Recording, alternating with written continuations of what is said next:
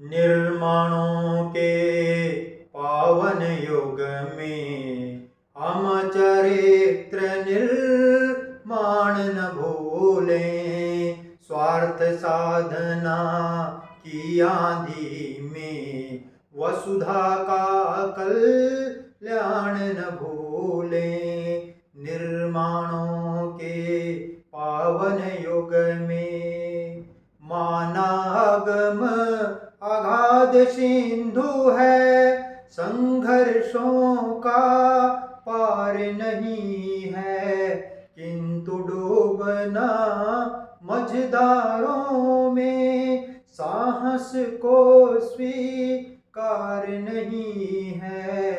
जटिल समस्या सुलझाने को, जटिल समस्या सुलझाने को नूतन अनुसंधान न भूलें। स्वार्थ साधना की आंधी में वसुधा का कल्याण न भूलें। निर्माणों के पावन युग में हम चरित्र निर्माण न भूलें। नमस्कार दोस्तों, हमने पिछली वीडियो में जो है हिंदी का बहुत ही महत्वपूर्ण टॉपिक किया था, जिसके अंतर्गत दोस्तों हमने रस किए थे। तो चलिए दोस्तों, आज की वीडियो में भी हम रस करते हैं। जो हमारे रस रह जाते हैं, शेष हैं, तो उनके बारे में आज हम जानते हैं, पढ़ते हैं दोस्तों। तो चलिए दोस्तों, पहला रस है यहाँ पर रौद्र रस। तो रौद्र रस कहाँ है दोस्तों? जब शत्रु आदि की अनुचित कार्यों या चेष्टाओं के कारण, जब हमारा शत्रु है, जब या कोई हमारा विरोधी है जो हमारे खिलाफ चलता है, उसके अनुचित कार्यों या चेष्टाओं के कारण जब हमारे अंदर क्रोध नामक जो है स्थायी भाव उत्पन्न होता है, क्रोध भाव उत्पन्न होता है, और उसके कारण दोस्तों रौद्र रस की उत्पत्ति होती है। तो वहां पर जो है रौद्र रस हो जाता है क्रोध के कारण। जो हमारा जो शत्रु है, जो हमारा विरोधी है, जो हमारे खिलाफ चलता है। तो इसका बहुत ही सुंदर उदाहरण है दोस्तों, ये महाभारत के समय का इसमें वर्णन है। जब महाभारत के युद्ध में जो है कौरवों की तरफ से कई महारथियों के द्वारा बालक वीर अभिमन्यु को घेर करके मार दिया जाता है, छल से, धोखे से मार दिया जाता है, उस समय का ये वर्णन है। तो चलिए दोस्तों, ये पढ़ते हैं, बहुत ही इसमें वर्णन में देखते हैं। इसमें अच्छा उदाहरण है कि उस काल मारे क्रोध के तनु कांपने उसका लगा, और मानो हवा के वेग से सोता हुआ सागर जगा। कि किसका तनु मने शरीर कांपने लगा? अर्जुन का शरीर कांपने लगा। कब? जब अर्जुन को ये समाचार मिला कि तुम्हारे बेटे अभिमन्यु की मृत्यु कर दी गई है। कहीं की जो है कई महारथियों ने मिलकर के, कौरव महारथियों के द्वारा मिलकर के तुम्हारे बेटे अभिमन्यु की मृत्यु कर दी गई। इस प्रकार से जो अर्जुन का शरीर कंपन करने लगा क्रोध के मारे, और मानो हवा के वेग से, हवा के वेग से मैंने जैसे सोता हुआ सागर जाग उठा, ऐसी जो है कवि कल्पना कर रहा। इसमें दोस्तों देखते हैं, इसमें अवयव क्या है इसका, जो इस पढ़ते हैं इसका अवयव देखते हैं। इसमें क्या है कि इसका स्थायी भाव क्या दोस्तों? इसका स्थायी भाव है क्रोध, क्योंकि क्रोध का एकदम से आ जाना स्वाभाविक बात है। जब इस प्रकार का कार्य है तो क्रोध होगा ही। और आप आश्रय क्या है दोस्तों? क्रुद्ध व्यक्ति। क्रुद्ध व्यक्ति यहाँ पर कौन है? अर्जुन, या जो हमारे खिलाफ, जो शत्रु हमारे खिलाफ कोई कार्य करता है या चेष्टा करता है, तो वहां पर जो है वो क्रुद्ध व्यक्ति है। यहाँ पर क्रुद्ध व्यक्ति जो है अर्जुन है। और आलंबन विभाग का है दोस्तों दुष्ट व्यक्ति का कार्य। तो दुष्ट व्यक्ति का कार्य क्या है? अभिमन्युवध जो किया गया उन 7 महारथियों के द्वारा। इसी प्रकार से उद्दीपन विभाग क्या है? शत्रु का अपराध। शत्रु का अपराध क्या है कि उन्होंने छल से जो है धोखे से उस बालक वीर अभिमन्यु का वध किया, और नियम तोड़ करके उसका वध किया गया। और अनुभाव क्या है? अनुभाव है दोस्तों मुख लाल होना। जब अर्जुन को सूचना मिली, समाचार मिलता है कि उसके बेटे जो है अभिमन्यु की मृत्यु कर दी गई, उसका वध कर दिया गया, तो उसका मुख जो है स्वाभाविक गुस्से से लाल हुआ, और शरीर जो है कांपने लगा, तो यहाँ पर यह अनुभाव है दोस्तों। और संचारी भाव क्या है? उग्रता और चपलता। संचारी भाव में उग्रता और चपलता, अचानक से उग्रता आना, अचानक से चपलता आना, ये जो है यहाँ पर यह है संचारी भाव होता है। तो चलिए दोस्तों, अगला रस भी बहुत ही महत्वपूर्ण रस है, जो कि है शांत रस। तो शांत रस के अंतर्गत क्या है दोस्तों? जहाँ संसार के प्रति उदासीनता तथा सुख दुख, राग द्वेष आदि इच्छाओं से विरक्ति या मोह हो। मोह जहाँ न हो, मोह ना हो, संसार से मोह ना होना, ठीक है। इस प्रकार से क्या कह सकते हैं? जहाँ संसार के प्रति उदासीनता, ठीक है, और सुख दुख राग द्वेष, संसार से या भौतिक जो सुख सुविधाएं हैं उनसे जब व्यक्ति का मन जो है उदास हो जाता है, जब व्यक्ति को सच्चाई पता लग जाती है, संसार नश्वर है, ये संसार जो है नष्ट होने वाला है, ये भौतिक सुख सुविधाएं जो हैं ये व्यर्थ हैं, ये बेकार हैं, तो उस प्रकार से जब सभी सांसारिक इच्छाओं से व्यक्ति रहित हो जाता है, विरक्त हो जाता है, तो वहाँ पर उसको शांत रस की प्राप्ति होती है, वहाँ पर उसको शांति की प्राप्ति होती है, जिसके अंतर्गत शांत रस इसमें आता है दोस्तों। उदाहरण इसका है जब व्यक्ति ये सांसारिक विषय वासनाओं से रहित हो जाता है, जब विरक्त हो जाता है, तब वो भगवान के असली स्वरूप को जानने के काबिल हो जाता है। तो इसी में इसका उदाहरण में वर्णन दोस्तों कि जब मैं था तब हरि नहीं, और अब हरि है मैं नाही, और सब अंधियारा मिट गया, जब दीपक देखा माही।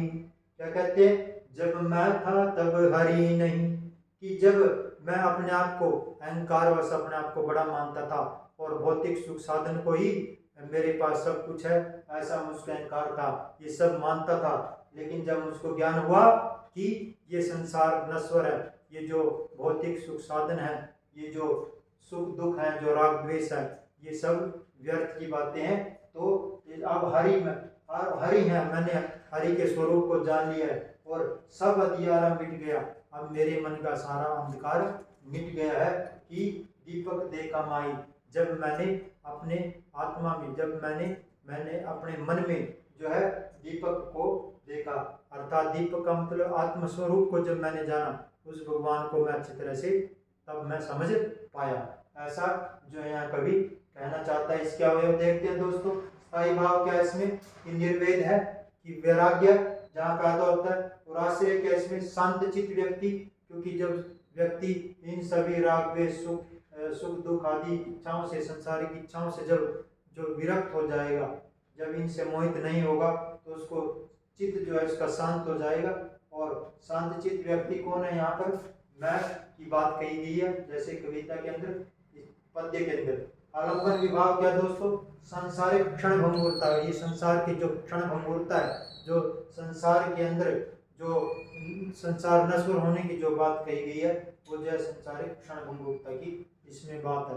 उद्दीपन विभाव क्या दोस्तों? आत्मज्ञान होना। व्यक्ति को आत्मज्ञान का जब उसको पता लग जाता है, उसको आत्म तत्व का जब उसको ज्ञान हो जाता है कि ये सब व्यर्थ है और एक जो है आत्मरूप ही सही है, भगवान ही सच्चा है, ऐसा जब उसको पता लग जाता है, आत्मरूप में जान लेते हैं परमात्मा को। और इसके अनुभव क्या दोस्तों? उसका अलौकिक प्रसन्नता उसको प्राप्त होती है। जब व्यक्ति को आत्मज्ञान की प्राप्ति हो जाती है तो उसको अलौकिक प्रसन्नता मिलती है, इस संसार से मोह माया के बंधन से छूट जाता है।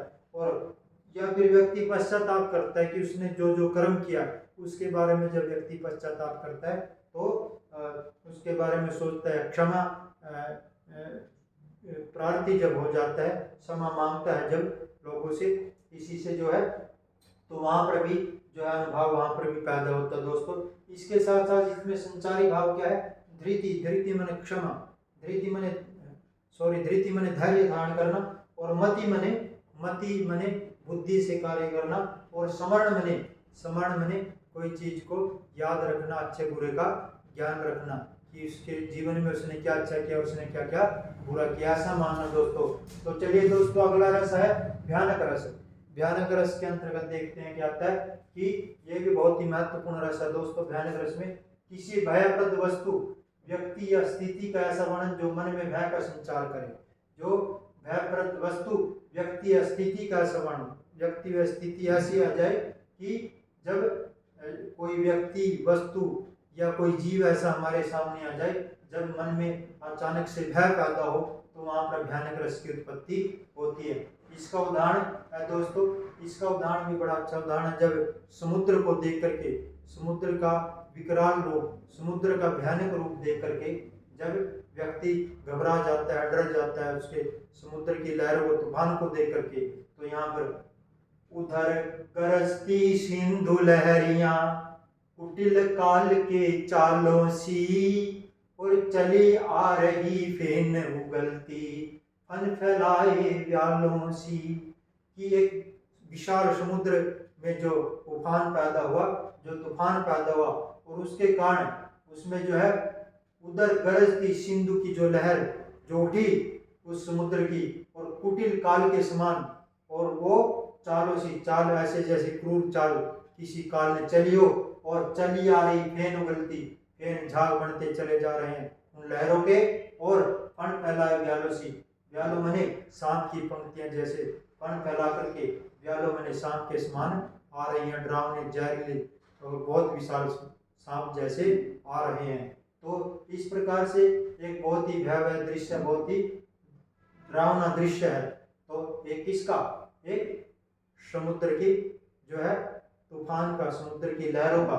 और अवयव क्या दोस्तों इसमें देखते हैं, पढ़ते हैं। स्थायी भाव भय है, और भय क्योंकि भय पैदा होता है व्यक्ति के अंदर, ये देख करके समुद्र की भयानक स्थिति देख करके, लहरों को देख करके। आश्रय मने भयभीत व्यक्ति है जो देख करके भयभीत हो जाते हैं व्यक्ति। आलंबन विभाव है, कोई हानिकारक व्यक्ति या जंतु इसमें है, तो यहाँ पर एक हानिकारक, जैसे यहाँ पर एक डरावनी स्थिति कह सकते हैं, डरावनी स्थिति इसके माध्यम से आई है, तो इसमें भी आलंबन विभाव है दोस्तों। और संचारी भाव क्या है, जुगुप्सा, शंका और आवेग। जो जुगुप्सा माने किसी चीज को जानने की इच्छा, शंका माने कोई जो है एक प्रकार से शक पैदा करना, और आवेग माने कोई आवेग एकदम से आ जाना। और दैन्य, जैसे आवेग क्या आएगा, भय का आवेग, डर का आवेग, और दैन्य स्थिति एकदम से पैदा हो जाती है जब व्यक्ति के सामने कोई डर एकदम से आ जाता है, कोई डर की स्थिति आती है, कोई ऐसा डरावना दृश्य आता है, कोई ऐसी डरावना जीव जंतु या कोई ऐसी स्थिति पैदा हो, तो व्यक्ति दैन्य स्थिति में चला जाता है कि उसको क्या करना, क्या नहीं करना। तो अगला रस देखते हैं दोस्तों, ये भी बहुत ही महत्वपूर्ण रस है, इंपॉर्टेंट रस है, कि विभत्स रस है। विभत्स रस दोस्तों, विभत्स के अंतर्गत कौन सा रस आता है दोस्तों, विभत्स में क्या है, घृणा। विभत्स माने घृणा। घृणा है कि घृणित वस्तुओं जैसे हड्डी, रक्त, चर्बी, किसी से नफरत करना, घृणा करना। लेकिन घृणा कब पैदा होगी, जैसे घृणित वस्तु, जैसे किसी जीव की हड्डी को देख करके, या रक्त को देख करके, या चर्बी और मांस को देख करके, अथवा उनकी दुर्गंध आदि को के वर्णन के से मन में जो घृणा पैदा होती है, और उससे जो है उत्पन्न होकर के विभत्स रस की उत्पत्ति होती है। तो इसका देखते हैं दोस्तों, इसका उदाहरण भी पढ़ते हैं। इसका उदाहरण भी बहुत ही विभत्स वाला इसका उदाहरण जो घृणास्पद वाला इसका उदाहरण दोस्तों, कि सिर पर बैठो काग, आंख दो खात निकारत, और खींचत जीव ही सार अति आनंद उर्धारत, और गिद्ध जांग को खोदी खोदी के मांस उपारत, और स्वान अंगूरिन काटी काटी के खात विदारत। इसमें दोस्तों बहुत ही बड़ा ही जो है भयावह दृश्य है, जिससे घृणा, सुनने मात्र से ही घृणा पैदा होती है।